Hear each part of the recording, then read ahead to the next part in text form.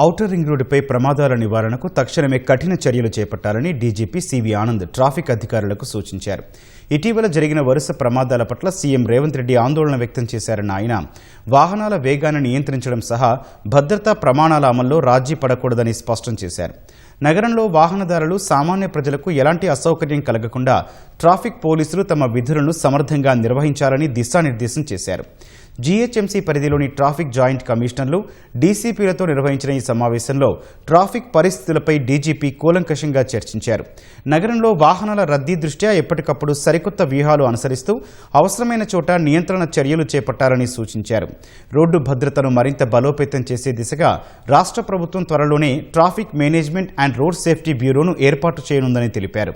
Traffic నిర్వహణలో ఇది కీలక పాత్ర పోషిస్తుందని ఆశాభావం వ్యక్తం చేశారు. ట్రాఫిక్ నిబంధనల ఉల్లంఘనలపై ఉక్కుపాదం మోపాలన్న డీజీపీ డ్రంక్ అండ్ డ్రైవ్ తనిఖీలు, హెల్మెట్, సీట్ బెల్ట్ ధరించని వారిపై చట్ట ప్రకారం వ్యవహరించాలని స్పష్టం చేశారు.